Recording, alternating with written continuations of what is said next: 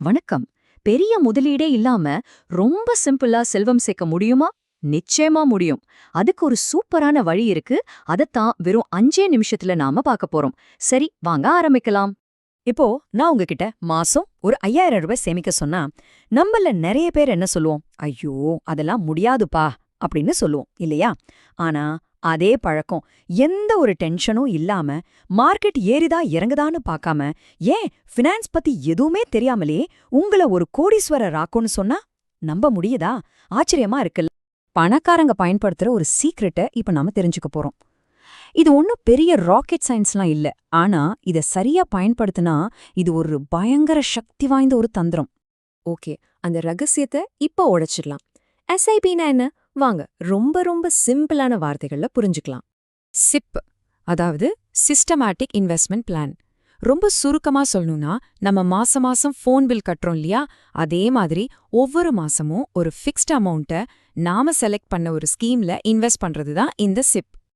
இதோட ப்ராசஸ் பாத்தீங்கன்னா ரொம்பவே சிம்பிள். நீங்க மொத்தமா ஒரே தடவையில ஒரு பெரிய தொகையை போட போறதில்ல. அதுக்கு பதிலா சின்ன சின்ன அமௌண்ட்டா ஆனா ரெகுலரா மாசம் மாசம் இன்வெஸ்ட் பண்ண போறீங்க.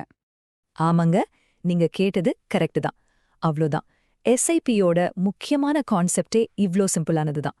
வெறும் தியரியா பேசிட்டு இருந்தா போர் அடிக்கும். வாங்க, நம்மளோட டெய்லி லைஃப்லேருந்து ஒரு எக்ஸாம்பிளை எடுத்து பார்ப்போம்.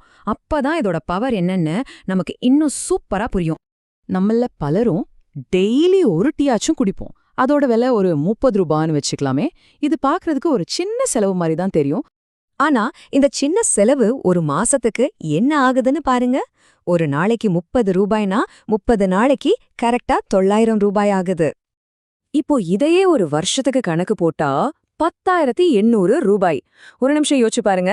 இந்த டீ செலவை குறைச்சிட்டு அதுல ஒரு 1000 ரூபாயை மட்டும் எஸ்ஐபில போட்டா உங்களுக்கு பெரிய கஷ்டமே தெரியாது.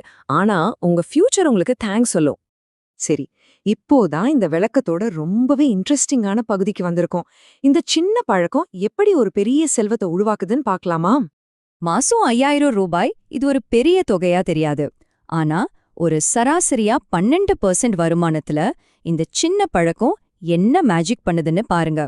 10 வருஷத்துல உங்ககிட்ட 11 லட்சத்துக்கும் மேல இருக்கும். அதே பழக்கத்தை தொடர்ந்தீங்கன்னா 20 வருஷத்துல 50 லட்சம், 30 வருஷத்துல நீங்க ஒரு கோடீஸ்வரர் ஆகிடுவீங்க. இதுக்கு பேர் தான் கூட்டு வட்டியோட மாயாஜாலம். இதுல ஒரு ஆச்சரியமான விஷயம் என்ன தெரியுமா? 30 வருஷத்துல நீங்க போட்ட மொத்த காசு வெறும் 18 லட்சம் ரூபாய் தான். ஆனா உங்க பணம் 1 கோடிக்கும் மேல வளர்ந்திருக்கு. அப்போ அந்த மீதி பணம், அதுதான் கூட்டு வட்டி உங்களுக்காக செஞ்ச வேலை. நீங்க தூங்கும்போது கூட உங்க பணம் உங்களுக்காக உழைச்சுக்கிட்டே இருக்கும். நம்மில் பலரை இன்வெஸ்ட் பண்ண விடாம தடுக்கிற சில பொதுவான சந்தேகங்கள், சில தவறான நம்பிக்கைகள்லாம் இருக்கு. வாங்க, அதையெல்லாம் இப்போ உடைப்போம். இது ஒரு ரொம்ப முக்கியமான கேள்வி. ஆமா, மார்க்கெட்ல ஏற்ற இறக்கம் இருக்கும். இது நம்மள் பலருக்கு ஒரு பெரிய பயத்தை கொடுக்குது. ஆனா இங்கதான் எஸ்ஐபியோட உண்மையான பலமே இருக்கு. நீங்க நீண்ட காலத்துக்கு முதலீடு செய்யும்போது இந்த ஏற்ற இறக்கத்தோட பாதிப்பு நல்லாவே குறையும். உண்மை சொல்லப்போனா மார்க்கெட் இறங்குறது உங்களுக்கு ஒரு வரம் மாதிரி. ஏன்னா அதே பணத்துக்கு நீங்க அதிக யூனிட்ஸ வாங்குவீங்க. இதுக்கு பேரு தான் ரூபி காஸ்ட் ஆவரேஜிங். முதலீடு பண்ணணும்னா கையில நிறைய காசு இருக்கணும்னு நிறைய பேர் தப்பா நினைச்சுட்டு இருக்காங்க. ஆனா அது உண்மையா? பெரிய தொகையெல்லாம் தேவையே இல்ல. மாசம் வெறும் 500 ரூபாய்.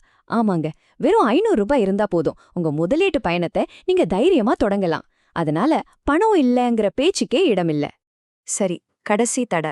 எனக்கு இந்த ஃபினான்ஸ், ஸ்டாக் மார்க்கெட்டை பத்தி ஒண்ணுமே தெரியாதே, நான் எப்படி முதலீடு பண்றதுன்னு நீங்க யோசிக்கலாம். உண்மை என்னன்னா, எஸ்ஐபில ஜெயிக்கிறதுக்கு நீங்க ஒரு ஃபைனான்ஸ் எக்ஸ்பர்ட்டா இருக்கணும்னு எந்த அவசியமும் இல்ல. இதுல முக்கியம் புத்திசாலித்தனம் கிடையாது, ஒழுக்கம்தான். தொடர்ந்து இன்வெஸ்ட் பண்ற அந்த பழக்கம் தான் உங்களுக்கு பெரிய வெற்றியை தேடி தரும். சும்மா பேங்க்ல பணத்தை சேமிக்கிறதுக்கும் எஸ்ஐபில இன்வெஸ்ட் பண்றதுக்கும் என்ன பெரிய வித்தியாசம்னு நீங்க கேட்கலாம். வாங்க, அதையும் புரிஞ்சுக்கலாம். உங்க பணத்தை எங்க வைக்க போறீங்க பாருங்க. பேங்க் சேவிங்ஸ்ங்கிறது ஒரு லாக்கர் மாதிரி. உங்க பணத்தை பத்திரமா வைக்கும். அது இன்னைக்கு ஒரு நிம்மதியை கொடுக்கும். ஆனா எஸ்ஐபிங்கிறது ஒரு மரம் மாதிரி. அது உங்க பணத்தை பல மடங்கு வளர்க்கும். அதுதான் நாளைக்கு உங்களுக்கு உண்மையான நிதி சுதந்திரத்தை கொடுக்கும். நீண்டகால முதலீட்டோட வெற்றி ரகசியமே இதுதாங்க. மார்க்கெட் எப்போ ஏறும் எப்போ இறங்கும்னு கணிக்க முயற்சி பண்றதை விட எவ்வளவு காலத்துக்கு நீங்க மார்க்கெட்ல இருக்கீங்களோ அதுதான் உண்மையான செல்வத்தை உருவாக்கும் வழி. அதனால பெரிய டார்கெட்டை பார்த்து பயப்படாதீங்க. சின்னதா ஆரம்பிங்க, ஆனா ரொம்ப முக்கியமா இன்னிக்கே ஆரம்பிங்க. உங்க நிதி சுதந்திரத்துக்கான முதல் அடிய இப்போ எடுத்து வைங்க. இந்த விளக்கம் உங்களுக்கு பிடிச்சிருந்தா மறக்காம லைக் பண்ணுங்க, உங்க நண்பர்களோட ஷேர் பண்ணுங்க. மேலும் இது போன்ற தகவல்களுக்கு சப்ஸ்கிரைப் பண்ணுங்க. உங்க எதிர்காலம் உங்க கையில தான்.